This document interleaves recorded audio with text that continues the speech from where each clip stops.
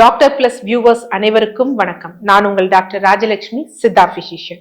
So இந்த பதிவுல எதை பற்றி பார்க்க போறோம்னா, நிறைய பேர் இந்த பதிவை பார்க்கிறவங்க அவங்களே செல்ஃபா உணர்ந்து இருப்பீங்க. என்ன அப்படின்னா, திடீர்னு பார்த்தா என்னோட கால் விரல்கள், கை விரல்கள்லாம் பாத்தீங்க அப்படின்னா ஒரு மாதிரி யாரோ பிடிச்சு இழுக்கிற மாதிரி இருக்கு அப்படிங்குவாங்க.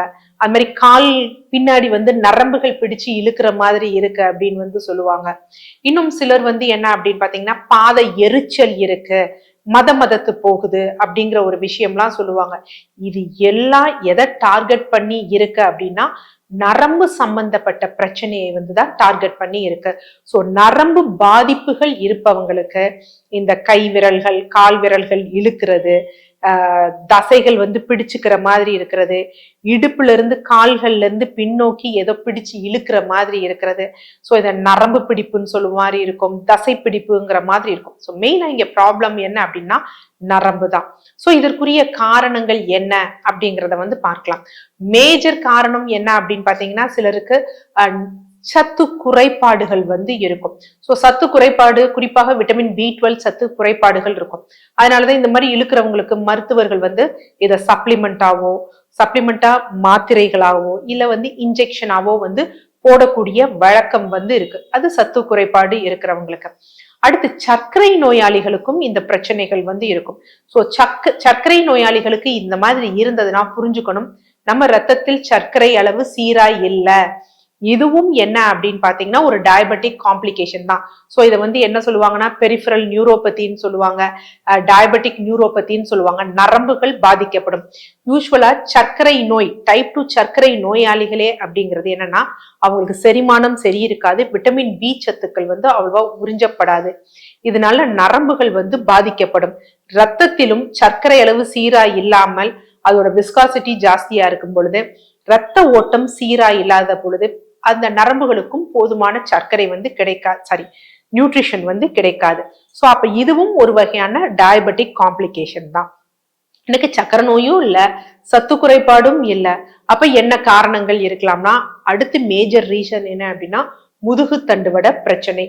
ஸோ முதுகு தண்டுவடத்துல தேய்மானம் இருக்கிறது, டிஸ்க் வெளியேறி இருக்கிறது, இல்ல அங்கிருந்து அதோட நீர்த்துவம் குறையிறது, நரம்புகள் நசுங்கப்படுறது போன்ற காரணங்களாலும் இருக்கும். கழுத்து பகுதியில இந்த பிரச்சனைகள் இருந்ததுன்னா கைகள்ல வலி இருக்கும், திடீர்னு கை வீங்குற மாதிரி இருக்கும், விரல்கள் பிடிச்சு இழுக்கிற மாதிரி இருக்கும், இந்த எல்போ ஜாயிண்ட்ல வலி இருக்கிற மாதிரி இருக்கும். இடுப்பு பகுதியில கம்ப்ரெஷன், யூஸ்வலா L3, L4, L5, L5S1 இதுக்கு நடுவுல டிஸ்க்ல ஏதாவது பிரச்சனைகள், அங்க வரக்கூடிய நரம்புகள் நசுக்கப்பட்டிருந்தது அப்படின்னா சோ கால்கள்ல இருக்கும், பாத எரிச்சல் இருக்கும், கால் விரல்கள் பிடிச்சு நைட்டு இழுக்கிற மாதிரி இருக்கும், கண்டைச்சதை வலிக்கிற மாதிரி இருக்கும். சிலருக்கு இன்டைரக்டா மூட்டு தேய்மானம் இல்லைனாலும் மூட்டு வலிகள் வரக்கூடும். சயாட்டிகா அப்படின்னு சொல்லுவாங்க. கால்கள் இடுப்புக்கு கீழே தொடை பின்பகுதியில ஒரு நரம்பு வரும், பேராசன நரம்பு அப்படின்னு சொல்லுவாங்க. அது தாபிதம், இன்ஃப்ளமேஷன் ஆயிருந்ததுன்னா இந்த மாதிரி பிரச்சனைகள் இருக்கும். சோ அதுதான் பிரச்சனையானா யூஸ்வலா நம்ம படுத்துக்கணும். நல்லா மல்லாக்க படுத்துட்டு நம்ம ஒரு கால்களை நீட்டிட்டு ஒரு காலை மட்டும் உயர்த்தணும். நம்மளால 90 டிகிரிக்கு செங்குத்தா உயர்த்த முடியுதான்னு பார்க்கணும்.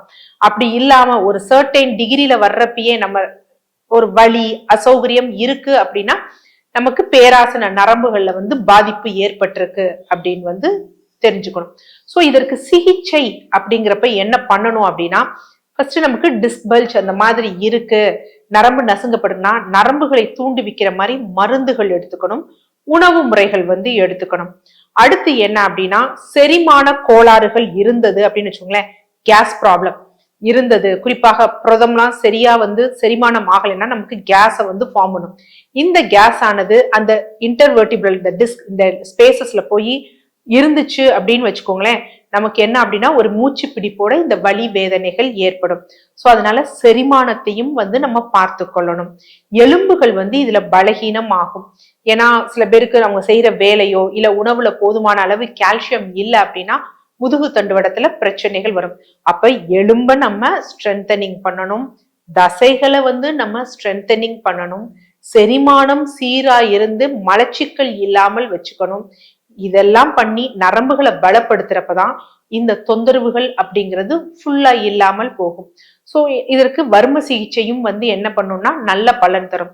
அதை விட்டுட்டு நம்ம வெறும் அந்த நரம்பை பலப்படுத்தக்கூடிய அந்த சப்ளிமெண்ட் சாப்பிட்டுக்கிட்டே இருக்கிறது, இல்ல வெறும் பெயின் கில்லர் மட்டும் சாப்பிட்டுக்கிட்டே இருந்தோம் அப்படின்னா நோயோட தீவிரம் வந்து நோய் நிலை இன்னும் தீவிரம் அடையும். ஸோ நம்ம இர்ரிவர்சபிள், நம்ம சரி செய்யப்பட முடியாத டேமேஜ்க்கு வந்து நம்ம போயிடுவோம். சரி, ஓகே. இப்ப உணவுகள் அப்படிங்கிறது என்ன உணவுகள், இந்த நரம்புகளை பலப்படுத்த என்ன மாதிரியான உணவுகள் எடுக்கணும் அப்படிங்கிறத பார்க்கறதுக்கு முன்னாடி, இந்த மாதிரி இருந்ததுன்னா நம்ம வீட்லயே நம்ம ஒரு ஆயில் வந்து ப்ரிப்பேர் பண்ணி வச்சுக்கலாம். குறிப்பாக இந்த நரம்பு பிடிச்சு இழுக்குது, முதுகு தண்டுவடம் பிரச்சனை இருக்கு அப்படின்னா நார்மலா குன்றிமணி இலைகள் அப்படின்னு இருக்கும். நம்ம குன்றிமணி அப்படிங்கிறது விநாயகர் சதுர்த்திக்கு விநாயகருக்கு வந்து கண்ணுக்கு வந்து வைப்பாங்க, ஒரு கருப்பு சிகப்பு கலர்ல வந்து கண்ணுக்கு வைப்பாங்க. சோ அதனுடைய இலைகள் இங்க நம்ம பயன்படுத்தப்படக்கூடியது இலைகள் தான். சோ அந்த இலைகளை வந்து நல்லா எடுத்துக்கணும். சோ இலைகள் எவ்வளவு எடுத்துக்கலாம்னா நல்லா ஒரு 500 கிராம் வந்து எடுத்துக்கணும். இதனுடன் என்ன அப்படின்னு பாத்தீங்கன்னா நல்லெண்ணெய்.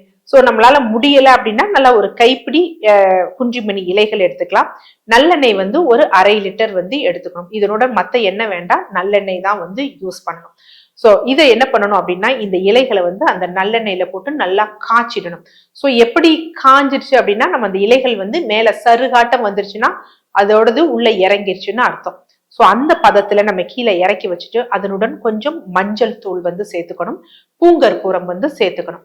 சேர்த்துட்டு இந்த எண்ணெயை வந்து என்னன்னா நமக்கு இந்த முதுகு தண்டுவடம் இருக்கு பாத்தீங்களா, வலிகள் இல்லைனாலும் முதுகு தண்டுவடம் இந்த கழுத்து பின்பகுதியில இருந்து கீழே அந்த புட்டத்துக்கு மேல எம் ஷேப்பா இருக்கும் பாத்தீங்களா, அந்த ஒரு கோன் ஷேப் வரும் பாத்தீங்களா, அது வரைக்கும் தடவணும். சோ தடவும் பொழுது மேலிருந்து கீழ் தடவாம கீழ இருந்து மேலா தடவணும். சோ நம்ம வந்து எந்த அளவுக்கு எங்க வீக்கா இருக்குன்னு தெரியாது, அதனால ப்ரெஷர் கொடுத்து தடவக்கூடாது, அதுவே சைடு எஃபெக்ட் ஆயிரும். சோ ஜென்டிலா மேல தடவணும். அடுத்து 2 புட்டம் இருக்கு பாத்தீங்களா நம்ம பட்டெக்ஸ், அது மேல தடவிட்டு சைட்ல தடவணும். சைட்ல தடவிட்டு இடுப்பு பகுதியில சைட்ல கொண்டு வந்துட்டு அது மாதிரி கால் பின்னம் பகுதிகள்ல அப்படியே தடவி நம்ம குதிகால் இருக்கு பாத்தீங்களா, அந்த இடத்துல பாத்தீங்கன்னா ஒரு போன் மாதிரி ஒரு ஏதோ ஒரு ரிச் மாதிரி நம்ம ஃபீல் பண்ணுவோம், அந்த கண்டச்சதை அங்க தடவணும். சோ இது தடவும் பொழுது நம்ம கொஞ்சம் வந்து நம்ம பெட்டரா வந்து ஃபீல் பண்ணுவோம், அந்த நர்வ் கண்டக்ஷனும் கொஞ்சம் நல்லா இருக்கும், தசை இறுகுதல் வந்து இல்லாமல் வந்து இருக்கும். சோ இன்டர்னலா நம்ம எடுக்கணும் அப்படிங்கிறப்ப என்ன எடுக்கணும் அப்படின்னா கண்டிப்பாக நம்ம எடுக்கக்கூடியதுல முருங்கை இலை வந்து முருங்கை பூ வந்து எடுக்கணும். முருங்கை பூ வந்து நல்ல ஒரு நரம்புக்கு வந்து ஸ்ட்ரென்தன் கொடுக்கக்கூடிய ஒரு உணவு. சோ அப்ப என்ன பண்ணணும் அப்படின்னா இந்த முருங்கை பூ நல்ல ஒரு கைப்பிடி வந்து எடுத்துக்கணும். எடுத்துட்டு மிக்சியில பல்ஸ் வச்சுட்டு அதனுடன் கொஞ்சம் பனைவெல்லம் வந்து சேர்த்துக்கணும். சேர்த்துட்டு பனைவெல்லம் நிறைய சேர்க்கக்கூடாது, ஒரு டீஸ்பூன் தான் சேர்த்தோ இது பண்ணோம்னா ஒரு உருண்டையாக நம்ம உருட்டுற அளவுக்கு வரும். சோ அதை என்ன பண்ணணும்னா காலை மாலை நம்ம வெறும் வயிற்றுல வந்து எடுத்துக்கணும். அது ரொம்ப முக்கியமான விஷயம். இது நரம்புகளை வந்து நல்ல வந்து நமக்கு என்ன பண்ணும் அப்படின்னா பலப்படுத்தும். அடுத்து கோவைக்காய் இருக்கு பாத்தீங்களா, அந்த கோவைக்காயோட ஜூஸை வந்து நம்ம எடுக்கணும். இந்த கோவைக்காயோட ஜூஸை நம்ம எடுக்கிறதுக்கு காரணம் என்ன அப்படின்னா செரிமானம் இம்ப்ரூவ் ஆகும், ஃபைபர் கண்டென்ட் நமக்கு கிடைக்கும். அதே மாதிரி என்னன்னா விட்டமின் பி, நம்ம என்ன உணவு எடுத்தாலும் அதுல இருக்கக்கூடிய அப்சார்ப்ஷனை வந்து நமக்கு மேம்படுத்தும். மூன்றாவது என்ன, சைவமா இருக்கிறவர்களாக இருந்தாங்க அப்படின்னா கைக்குத்தல் அரிசி கஞ்சி, நீராகார கஞ்சி வந்து எடுக்கணும். கைக்குத்தல் அரிசி குறிப்பா இதுல வந்து நம்ம எதை ப்ரிஃபர் பண்ணணும்னா யானை கவுனி அரிசி. சோ யானை கவுனி அரிசியோ இல்ல மாப்பிளை சம்போ ஏதோ ஒண்ணு, அதை என்ன பண்ணணும்னா மதியம் வந்து உணவாக சமைச்சிட்டு அதுல மாலை வேளையில அந்த வடித்த நீரையும் அதுல விட்டுறணும். சோ விட்டுட்டு கொஞ்சம் தயிர் உப்பு போட்டு இரவு முழுவதும் ஃபெர்மெண்டேஷன் பண்ண வச்சிடணும். புளிக்க வச்சுட்டு காலையில அந்த நீரை குடிச்சிட்டு அந்த நீராகாரத்தை நம்ம சாப்பிடணும். சோ இப்படி சாப்பிடுறதுனால ஆக்சுவலா விட்டமின் பி அந்த சத்துல நமக்கு எப்ப கிடைக்கும்னா ஃபெர்மெண்டேஷன் பண்ணாதான் கிடைக்கும். சோ அந்த கஞ்சியை காலை உணவா வந்து எடுக்கணும்.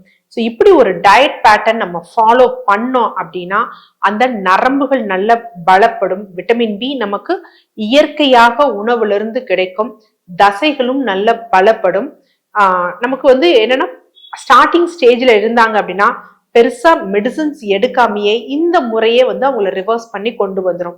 இல்ல என்னோட கம்ப்ரெஷனும் தொந்தரவுகளும் அதிகமாக இருக்கு அப்படின்னா நல்ல அற்புதமான மருந்துகள் இருக்கு, வலி நிவாரணிகள் இல்லாம ஒரு ஷார்ட் டூரேஷனா கொடுத்து இந்த நர்வ்ஸை வந்து நம்ம ஸ்டிமுலேட் பண்ணி விட்டு சில வர்ம எக்ஸசைஸ் நம்ம பண்ணும் பொழுது அவங்க லைஃப் லாங்கா பெயின் கில்லர் தேவைப்படாமல் வாழக்கூடிய நிலைமை கண்டிப்பாக உண்டு. நன்றி.